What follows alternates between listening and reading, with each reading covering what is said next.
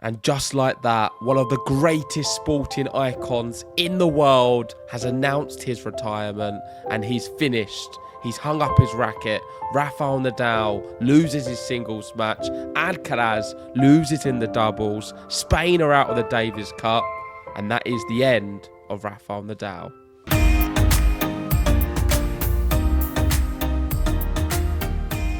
It's official, ladies and gentlemen. Rafael Nadal is no longer a professional tennis player. I can't quite believe that we've come to this day. It's been a bit of an emotional evening watching the whole thing play out, and it ended with the doubles, which he wasn't actually playing in, but you saw him in the stands really willing them to win, but unfortunately it just wasn't to be.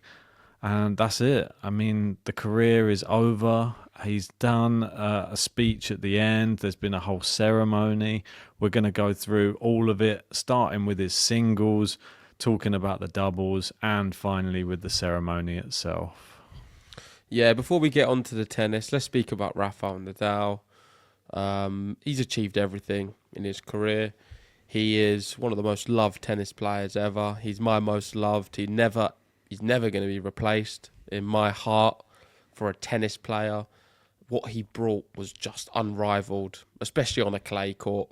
I don't think anyone's ever going to reach the heights of Rafael Nadal on clay. 14 Roland Garros titles, killing it up in the Masters, the Monte Carlos, also Barcelona, so many titles there.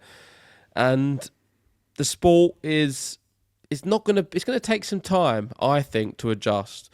When Federer retired, it was a bit similar. It was a bit of a void, but it was filled quite quickly, and we still had some really great matches between Rafael Nadal and Djokovic to distract us. Now we're not going to get that. We've only got Djokovic left of the big three. Murray's retired as well. And with Djokovic, you can see he's on his way out. So the only real big battle in tennis right now, which I think gets everyone really invested, is Sinner versus Alcaraz. But at the moment, it doesn't hit like the Rafael Nadal Federer or the Rafael Nadal Djokovic matches. We're going to have to wait a few years to build up to it. And let's just be positive about the future, and hopefully we do get some great things. But if we're comparing it to what Rafael Nadal's done, it's always going to be really tough, I feel, on Alcaraz and Sinner. Yeah, I mean, despite Alcaraz achieving so much in his young career, the focus has to be on Rafa and what he achieved at that time in his career, because it was sort of like a breath of fresh air. Even Federer said it in his message to Rafa that his game had to be up to another level. We thought Federer was the best thing since sliced bread when he was playing, and then as soon as Rafa came on the scene, Federer knew like he wasn't going to win everything anymore, and it was going to be like a sort of one-on-one battle until Djokovic then entered the fray. Now it looks like we've lost Federer, we've lost Murray, we've now lost Nadal. We're going to lose eventually Novak Djokovic as well. But this is Rafa's time. We're not here to talk about Federer or Djokovic. Rafael Nadal, he finished it in Malaga, he finished it in Spain, and I think that that's exactly the place which is fitting for Rafael Nadal and where he should have finished his career. It's obviously where he's from. He obviously played the Davis Cup there, 20 years ago as well, and won it. It wasn't to be this time, but I mean, he's not the same player, obviously. This is more of a farewell. It was sort of a bit of a sad way to go out, obviously losing in the singles.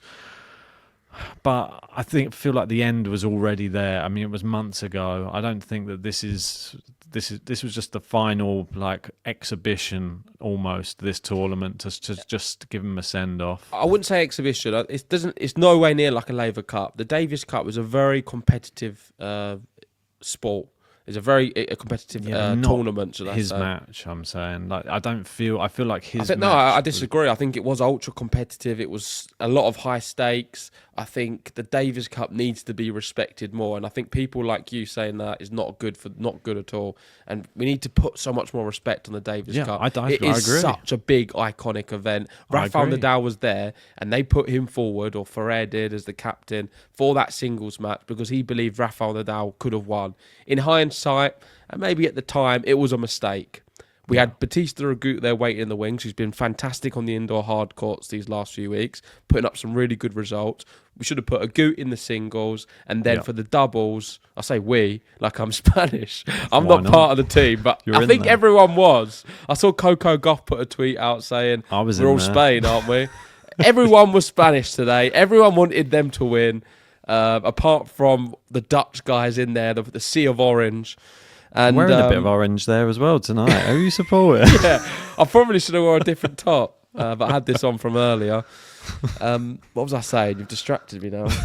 Everyone was supporting Spain tonight. Yeah, and the team selection probably wasn't right. Like they should have put Agut in to play that match, and then Alcaraz and Nadal for the doubles towards the end. I think if they would have done that, I feel Spain would have got through.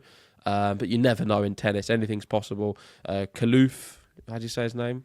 Koolhof, I think. Kaluf, yeah, he was fantastic. Really Amazing. good. He was a standout from today, I would say. Butik van der Zandschulp, I don't like him at all anymore. He's really gone down in my estimations because he was so good. But credit to him, he played some big tennis when he needed to against Rafa. And that caps off just the most fantastic career ever. Roland Garros have said just a kid from Monaco, but also so much more. And that's exactly what he is. He's an icon. He's a legend. He will always be remembered. He's going to have tournaments named after him. I wouldn't be surprised if Roland Garros is going to be called Rafael Nadal in a few years. Ditch the pilot and go straight with Rafael Nadal. Philippe Chatrier got to be the Rafael Nadal Stadium. There's going to be some changes, I'm sure. Hopefully we see him in some capacity in commentary, in punditry, or even as a coach. That would be cool. And his heart beats for tennis. He loves it. His uncle Tony got him into tennis when he was a kid. He was very privileged to have that. He spoke about that in his speech. And he's just living his dream. He loved tennis. He enjoyed playing. He fought for every single ball. He fought to the very end. And as much as you say it was a fitting end, it's a little bit disappointing the way it sort of panned out. The reason being, I think to go and lose in your last match, an important event like the Davis Cup is tough. He was the big bookie's favourite. I thought he was looking good coming into this. Butik's a bit up and down. We know he beat Alcaraz not too long ago, but we don't always see that level. And I think Nadal, he struggled today with the pressure of the occasion, which you can't say too many times. He was hitting too many double faults, and I'm disappointed with the way it's happened. I would love to have won, and I feel they prepared for them to be playing him on Friday and do the whole speech there Friday. There wasn't any celebrities there. There wasn't Roger Federer. There wasn't Novak Djokovic. There wasn't much buzz around celebrities and things going on. It was a tribute video they played. Ferrer said some words. Most of it was all in Spanish. And I feel the whole tribute could have been done a lot better. But probably it wasn't done better because they wasn't expecting this to be the final day. Yeah, you're probably right. I mean, our players expected to go and just sit there for every day, every round of the Davis Cup from the quarterfinals onwards, just in case Rafa goes out. I think they truly believed. They was 80-90% confident they would have got through this one. Yeah, I mean, the next one probably may have been slightly tougher. Obviously, it would be either Canada or Germany in the next one, and there's some probably more likely you could lose that one. So, but they did lose this one, and it came down to the doubles. Like you said, Koolhof, who's playing his last ever tournament as well, and I'm a bit disappointed, to be honest. They would look fantastic. I mean, he was sort of showing everybody how to play doubles out there on the court tonight.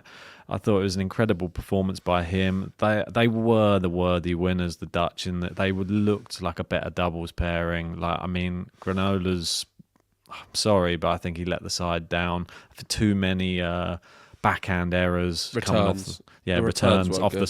off the return. They targeted the backhand, and he kept making the same error every time. But Alcaraz is quite erratic in doubles, but quite exciting at the same time. But I feel like he'll learn over the years. Single players who are very good playing doubles is the most exciting thing to watch. Yeah, exactly. That's why it's super fun watching him stretching, doing all things that doubles players don't do, because he's normally a bit out of position. So he has to do something crazy to try and leap to get the ball to. But that's just Alcaraz, and he can sort of turn his hand to anything, really. I reckon he could play nearly any sport with that sort of athleticism and still be good at it.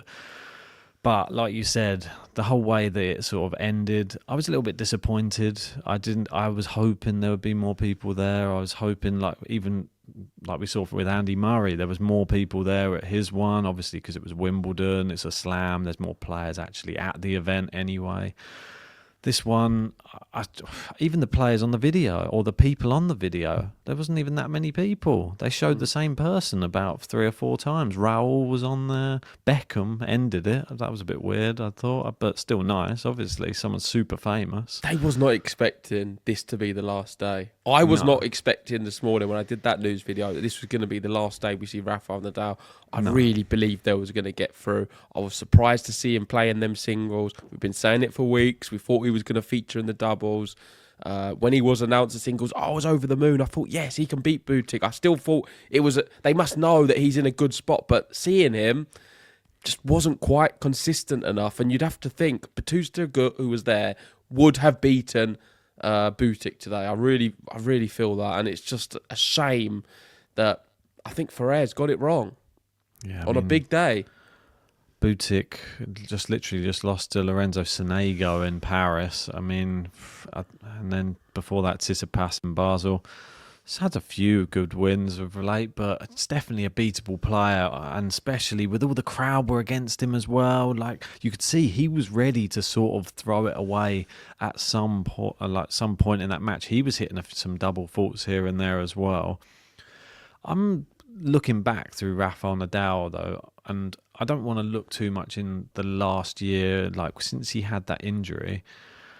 I'm actually sort of happy that the last competitive match we really saw Nadal in, we were there, really. Like, we were there. Wimbledon in 2022 was the last time Rafael Nadal was Rafael Nadal, in my mind. Even though he was injured, he still beat Fritz in a 5-setter. He beat Butik van der Zandstrup in that tournament as well. Yeah.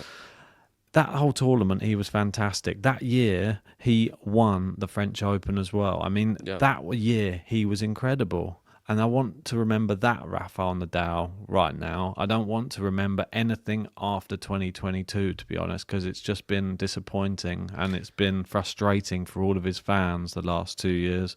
And it's been drawn out. I do understand it. This guy did not want to give it up. He's been so hungry to get back on the court. You see all the emotion in the crowd, his family there. His wife, his dad, it's just everyone just crying and emotional. Sister, and this is what he had to say. Yeah, his sister's always a big fan. He said, a lot of people work hard. A lot of people try their best every single day. I have been very lucky. I just want to be remembered as a good person and a kid who followed their dreams and achieved more than I ever dreamed of. And I mean, that's what I think that's his answer to when he was asked, what do you want to be remembered for? And look, you look at the young boy there.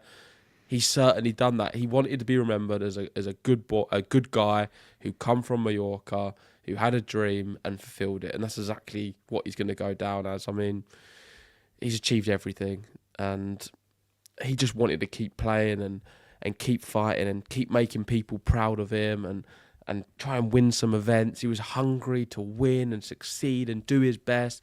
But there's only so much your body can allow you to do, and his body gave up on him. From 2022, back end of that, 23 and 24, he's just not been able to play at the level he holds himself of, and I think that's devastating. When you are such a great player inside, you know what levels you can achieve, and you still want to try and get there, but your body's telling you no and not allowing you to. It's a tough thing. Well, that's the main reason that I think that it would have been maybe the perfect send-off. I know it wouldn't have been ideal on that year to be the perfect send-off, but in that year of 2022, bear in mind 2021, we were thinking with Rafael Nadal, he was on crutches in December, in November, all of that type of thing. We didn't even know if he was going to play the Australian Open, and then we had that ridiculous Australian Open win against Daniel in the final. Then he went on probably his best start to the year. He won Acapulco. He was, I think, what was it, like final of Indian Wells. Then he got his foot injected to have the most numb foot in the history of tennis, and then won the Roland Garros with a numb foot. And then he got to, what was it, semi-finals of Wimbledon as well with another injury. So that's the fighter that he is. He still went through all of the pain right at the end. Even that year shouldn't have happened. No other player would be able to do that with those injuries and still win those slams and get to another semi-final. He won 2 slams and got to another semi-final, and that was with all those injuries. And that's how much of a fighter he is, and that's the person we need to remember, because that's the real Rafael Nadal. And we saw him in that press conference at Wimbledon when that injury halted pretty much that tournament, and that was sort of the end there. I think that was the sad thing. Yeah, it's good you remember that, actually, and we speak about it, because we'll always remember us being there at Wimbledon for that period of time. Which we were in the room. It turned out to be a significant moment in Rafael Nadal's career. Without us knowing it at the time, I had a lot more hope and optimism than maybe you did. I thought that he can still go on and win Grand Slams after that. I genuinely believed that. But it just wasn't to be. And it's a full circle, and he's closed that circle today. Especially with the Davis Cup. 2004, he played his first Davis Cup, lost his first match. 2024, he lost his last match. So he's now closed the circle on his Davis Cup and Spanish career. Yeah, I mean, I think it's a good place to end it, though. Like I said, being in Malaga, being in Spain, with all the Spanish crowd. I mean, even though it was all in Spanish and I couldn't really understand what was being said throughout the whole thing, I think that's...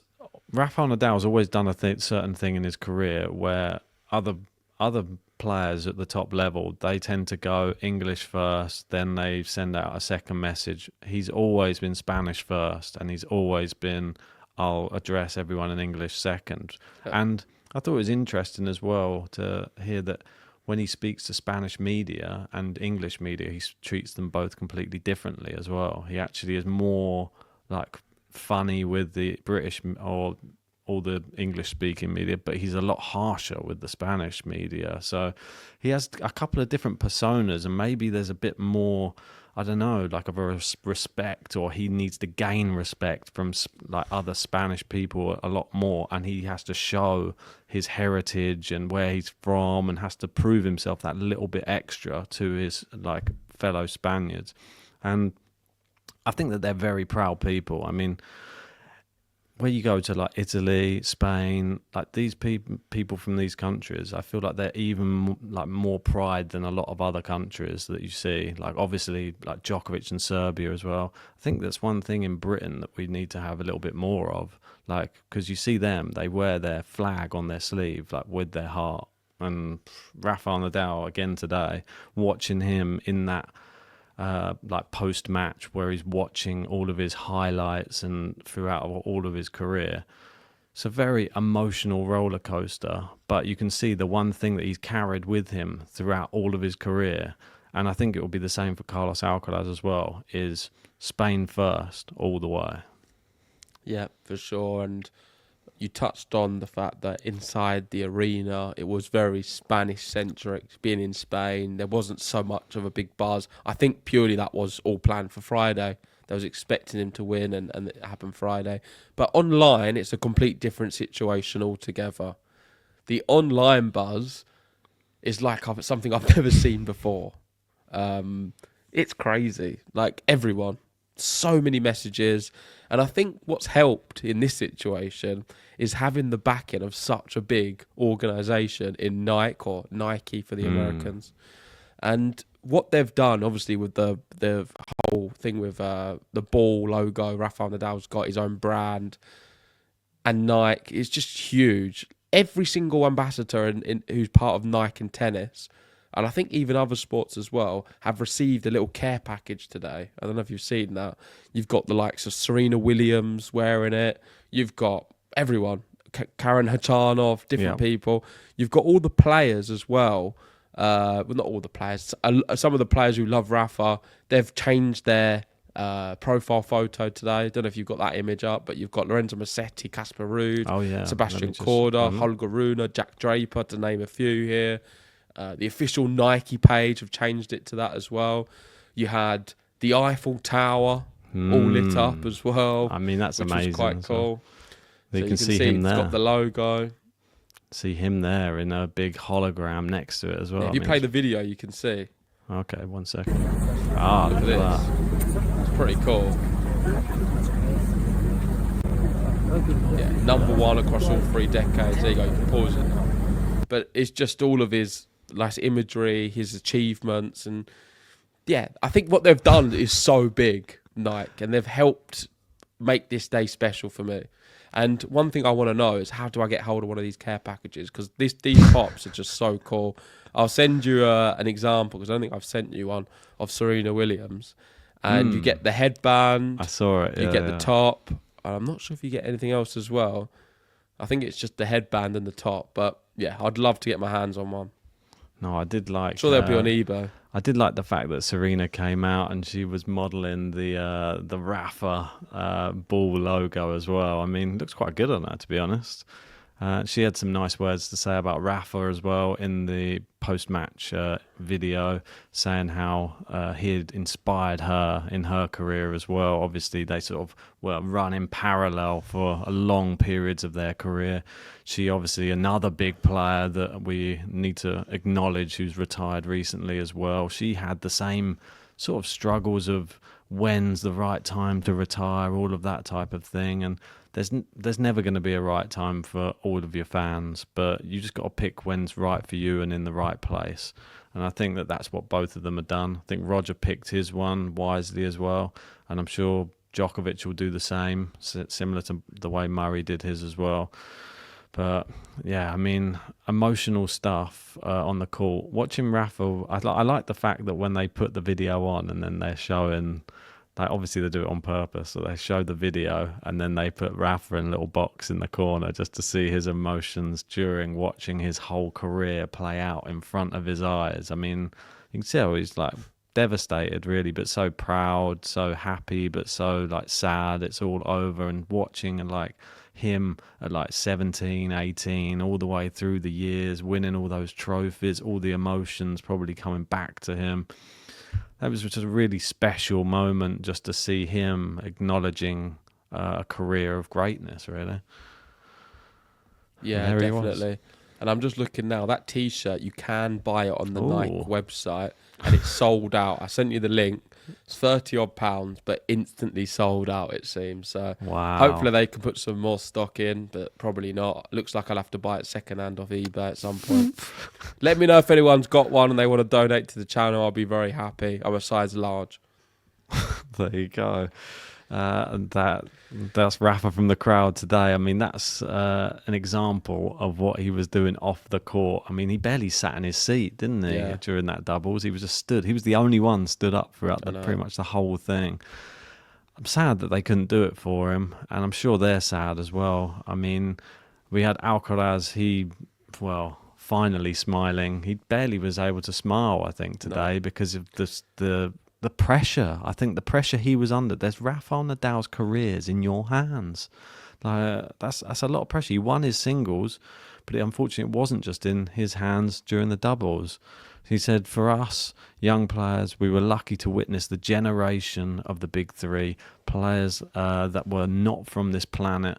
But on the other hand, it looks like if we are not as good as them, it will be a frustration. I will try not to feel like that. I will give my best every day and try to be the best possible person every day. I mean, it's going to be a tough act to follow. It's so hard to follow the big three, but surely I think Alcaraz and Sinner can do it. I really do. They're playing at a crazy level already. I think Very Sinner high. is at the big three level at the moment. He's so good.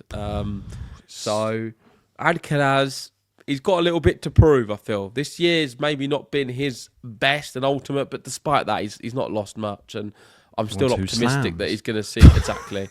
And I'm still optimistic we're going to see some fantastic tennis in the next few years between not just them two, but hopefully some others as well. But back to Rafael Nadal, what it now means for him, he can spend some time with his family. He can still focus on the academy, seeing people he's maybe not had the time to do, and just enjoy his life. And when he's ready, hopefully he can return to tennis in some capacity, because he's such a valuable asset for the sport. And even for him not to be playing, I still think it's essential we have him, Federer and Djokovic all around tennis forever. Oh, definitely. I mean, if it's not in a coaching capacity or a commentary capacity, I mean, you've got to have him in one or the other. Or we're definitely going to be seeing him at some sort of exhibition at some point. I mean, let his son grow up a little bit, that type of thing first. Imagine, this is one thing I'm going to put to you. Imagine we get Djokovic, Nadal, Federer on the Champions Tour. that would sell out fast if that happens. This is what my dream is. I would like to see Roger Federer get involved in commentary. I would like to see Djokovic be a pundit. I think it would be awesome to hear his insights on players, like and analysing matches from watching what's going on and what they could have done. And I'd like to see Rafael Nadal as a coach. I think they're the three roles which would be perfect for all of them. Of course, it's probably not going to happen like that. That's just my own personal view. I think that's just a great dynamic. Djokovic is someone who's very fascinating and someone I'd like to see how he dissects matches. And also, I would like to see all three of them start a podcast, and we get to hear all their thoughts of the tennis action that goes on each week. Yeah, called Game to Love Extra. Yeah, there's space on the channel if they want to join.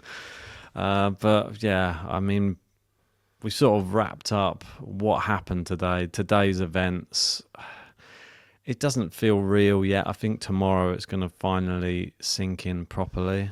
But it's been a long time coming. I just saw a post, and it's like on Google now, when you type in Rafael Nadal, it's former tennis player.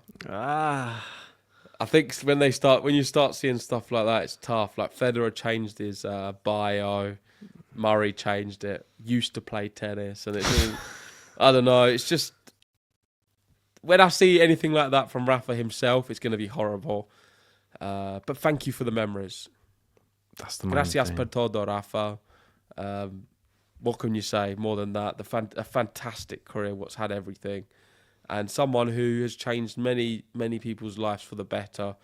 He's always given someone or myself a reason to fight and try and strive to be better in whatever you do. So, yeah, is what it is. And we'll still be here covering all of the other tennis without Rafael Nadal. But you're never going to see me on a watch-along get really emotional and go crazy anymore, because I just can't see myself ever being connected to a player like I was with Rafa. Yeah, I mean, when you grow up with a player and watching them, it's a different type of feeling to when you're already an adult and then start following and watching a player, because you're learning still in life, and you're learning from these players who are like setting examples for people. I mean, like you said, he's such a big example for you, and he's taught you so many things growing up that you now use in your everyday life. So hopefully the new generation like Alcaraz and Sinner, they're going to be the inspiration for the next generation coming through. And I'm sure Rafa Nadal has been a massive inspiration to them, and the level will only keep going up. Yeah. Go check out the Roland Garros tribute if you've not. It's epic. The king of the clay, Rafael Nadal. Really good tribute. I do like it. Very emotional. But let's wrap it up there. Thank you for watching. If you haven't already, hit the like button, subscribe if you're new, and check us out on Spotify and Apple Podcasts. the end of Rafael Nadal. A brilliant career. He's had everything. It's had its ups and downs. It's had its injuries. It's had its highs. Gracias, Rafa. Vamos. The end. Vamos. Yeah, one last time.